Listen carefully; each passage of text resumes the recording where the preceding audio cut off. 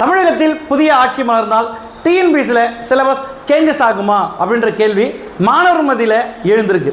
இப்போ நமக்கு டிஎன்பிஎஸ்சியில் எப்போல்லாம் சிலபஸ் சேஞ்ச் பண்ணியிருக்காங்க அப்படின்னு பார்க்கும்போது 2019க்கு முன்னாடி வந்து பார்த்தோன்னா சிலபஸ் சேஞ்ச் பண்ணியிருக்காங்க. அதை தொடர்ந்து 2023ல் சிலபஸ் சேஞ்ச் பண்ணியிருக்காங்க. 2019 சிலபஸில் ஒரு சில மாற்றங்கள் கொண்டு வரதுக்கு காரணம் என்னென்னா, அப்போ புதிய பாடத்திட்டம், அதாவது புதிய பள்ளி புத்தகங்கள்லாம் மாற்றம் பெற்றுச்சு.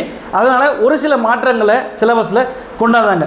2023ல் எதுக்காக கொண்டாந்தாங்க அப்படின்னு பார்க்கும்போது 2023ல் தமிழுக்கு முக்கியத்துவம் கொடுக்கணும் அப்படின்ற ஒரே காரணத்துக்காக சிலபஸில் சேஞ்ச் பண்ணாங்க. சிலபஸ் சேஞ்ச் இது எந்த மாதிரி சாத்தியக்கூறுகள் இருக்குது அப்படின்னும் போது, புதிய ஆட்சி மாற்றம் ஏற்பட்டாலும் சரி, பழைய ஆட்சி மாற்றங்கள் அப்படியே தொடர்ந்தாலும் சரி, சிலபஸ் சேஞ்ச் என்று பார்த்தோன்னா வந்து நமக்கு நிர்வாக காரணங்கள் மற்றும் பள்ளி பாடப்புத்தக காரணங்கள். பள்ளி பாடப்புத்தக காரணங்கள் அப்படி எடுத்தோம்னா நமக்கு புதிய புத்தகம் எப்போ வெளியிட போகிறாங்கன்னா 2027 to 28 இந்த காலத்திட்டத்தில் தான் நமக்கு புதிய புத்தகம் வரப்போகுது. சரி சார், நிர்வாக காரணங்கள் அப்படின்னா தமிழுக்கு முக்கியத்துவம் கொடுக்குன்னு சொல்லிட்டு கடந்த கால ஆட்சியாளர்கள் வந்து பார்த்தோன்னா இருந்தாங்க. ஆனால் தமிழுக்கு முக்கியத்துவம் கொடுக்குறேன்னு சொல்லிட்டு நிறைய கேள்விகள் பார்த்தோன்னா வந்து தமிழுக்கு, அதாவது இந்த கல்வி தரத்துக்கு தேர்வு வைக்கக்கூடிய தரத்துக்கு அதிகமாக பார்த்தோன்னா வந்து கேள்விகள் வைத்து மாணவர்களை மிகவும் குழப்ப வச்சாங்க.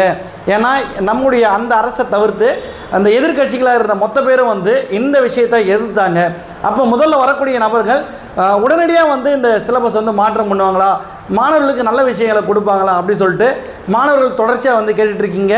முதல்ல புரிஞ்சுக்கிங்க, சிலபஸில் உடனடி மாற்றம் இருக்காது. புதிய ஆட்சியாளர்கள் அமைந்தாலும் சிலபஸில் உடனடி மாற்றம் இருக்காது.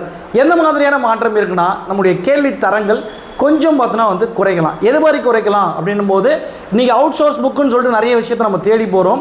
அப்படி அவுட் சோர்ஸ் அந்த புக்கை தேடி போகிற விஷயத்தை இல்லாமல் ஏற்கனவே பழைய பாடத்திட்டத்தின் அடிப்படையில் நமக்கு சிலபஸில் இருக்கக்கூடிய கேள்விகளை இப்போ இருக்கிற பழைய புத்தகம் மற்றும் புதிய புத்தகத்திலிருந்தே கேள்விகளை தமிழில் அமைத்து கொடுக்கலாம். அப்போ பொது அறிவு பாடத்திட்டத்தை பொறுத்த வரைக்கும் இது சிலபஸ் சேஞ்ச் பண்ணாலும் சரி, சிலபஸ் சேஞ்ச் பண்ணாலும் சரி, அன்று முதல் இன்று வரைக்கும் ஒரே மாதிரி செக்மெண்ட்டு தான் இருக்கும். அப்போ நீங்கள் சிலபஸ் சேஞ்ச் பண்ணுவாங்க, சேஞ்ச் பண்ண மாட்டாங்க அப்படின்ற விஷயத்தை முழுசாக விட்டுட்டு இன்றைக்கி இருக்கிற காலத்தில் அடிப்படை எந்த ஒரு இந்த நமக்கு சிலபஸ் இருக்கிற தலைப்புக்கு அடிப்படையாக என்னென்ன விஷயங்கள் இருக்கோ அந்த விஷயத்தை முழுசாக படிங்க.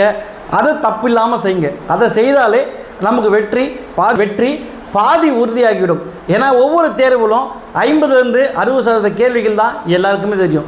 மீதி இருக்கிற கேள்விகள் எல்லாமே நம்ம படித்த விஷயத்தை வெளிக்கொண்டு வருவதன் அடிப்படையிலேயே தான் கேள்வித்தாள்கள் அமையும். அதனால் நீங்கள் படிக்கிற விஷயத்தை ஒழுங்காக படிங்க. அதை ஒழுங்காக படித்தாலே வெற்றி சாத்தியமாகும். தேங்க்யூ.